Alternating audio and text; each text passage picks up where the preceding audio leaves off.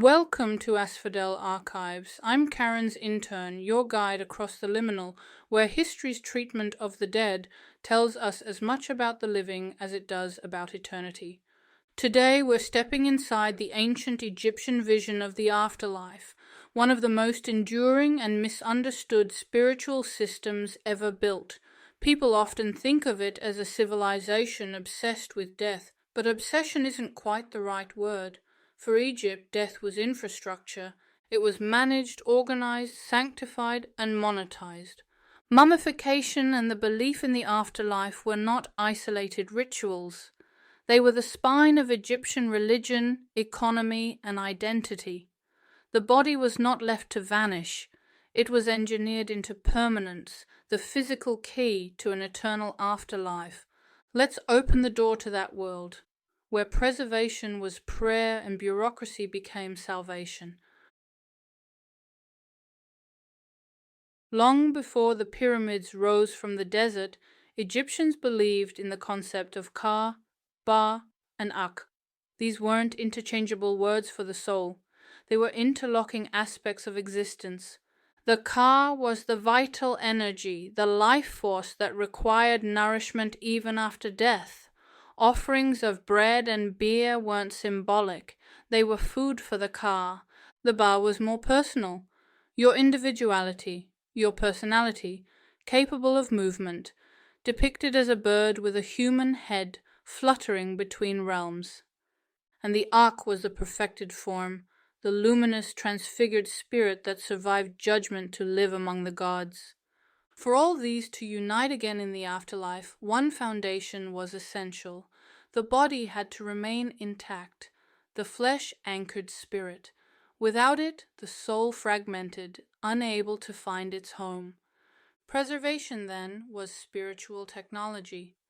And that's where embalming began, not as superstition, but as cosmic maintenance.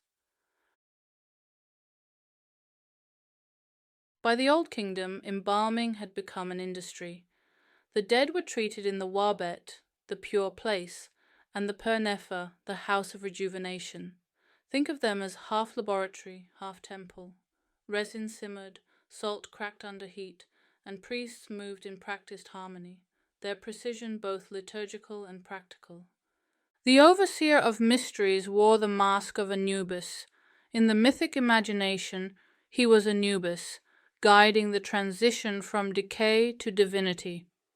Nearby, the lector priest chanted through the ritual texts, timing every incision and binding with the rhythm of the liturgy. The cutters opened the side of the body, an act both physical and symbolic. To wound the flesh was a crime, but one committed for divine order. They were cursed and forgiven in the same breath. The scribe meanwhile stood close by, recording every ingredient, every measured moment. Faith here was exact, down to the last handful of natron. Over 70 days, the body was drained of impermanence and rebuilt for eternity.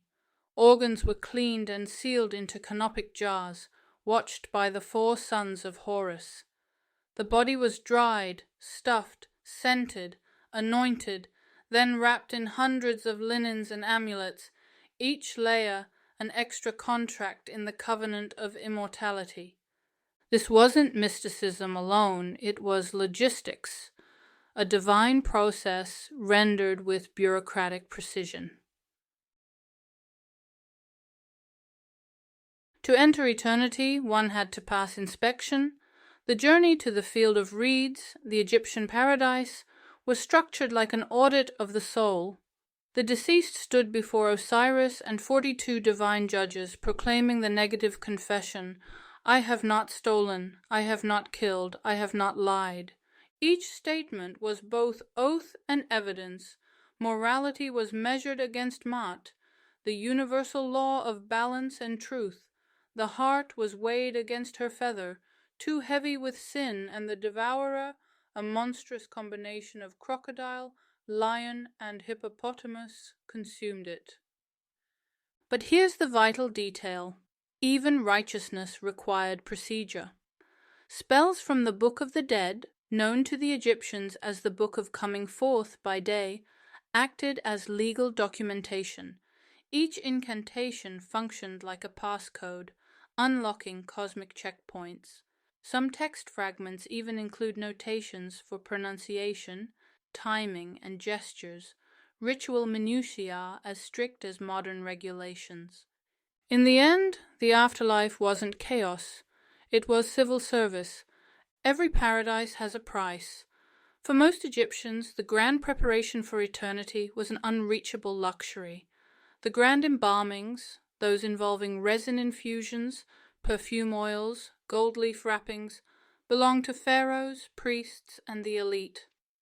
Officials and wealthy merchants could afford a lesser form, organs dissolved with cedar oil, bodies wrapped in fewer linens but still ritually correct.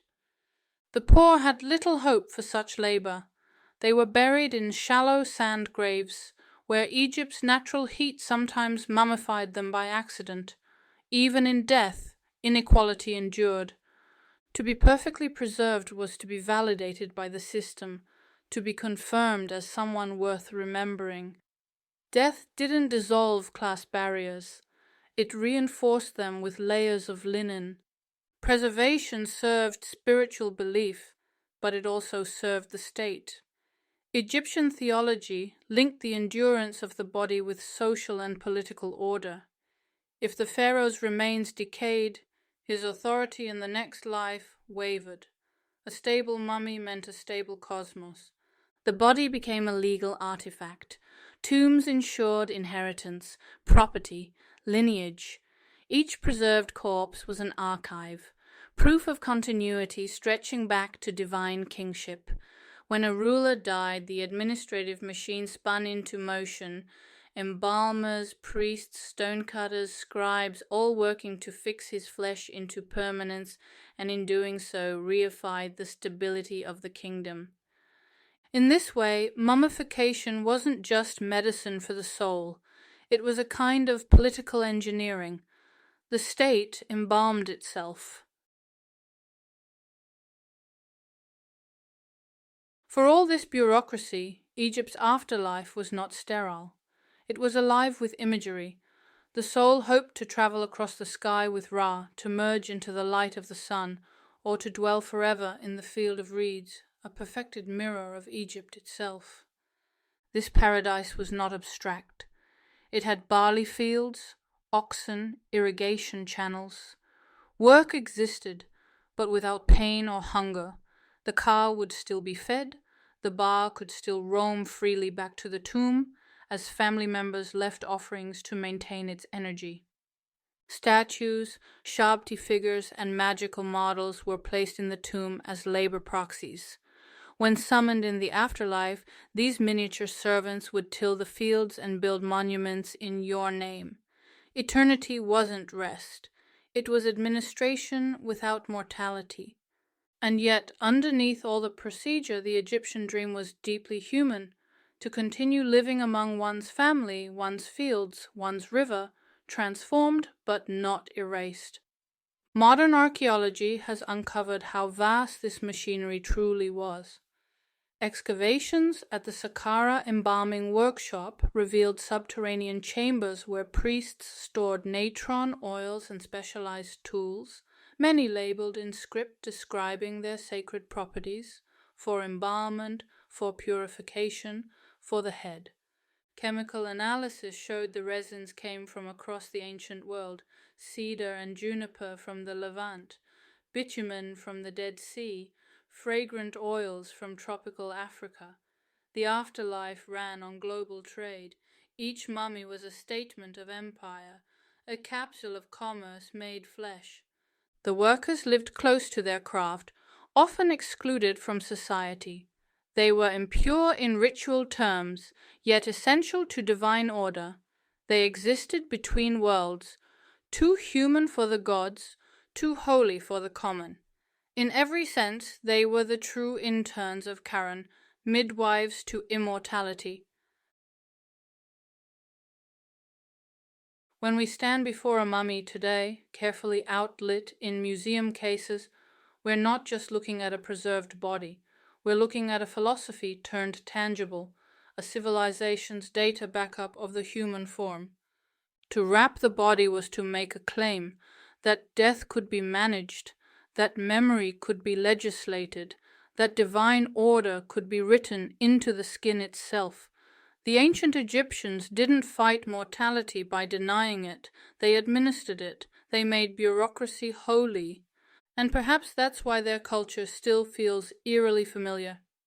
They ritualized what all civilizations attempt, to keep the self recorded, verified, and continuous.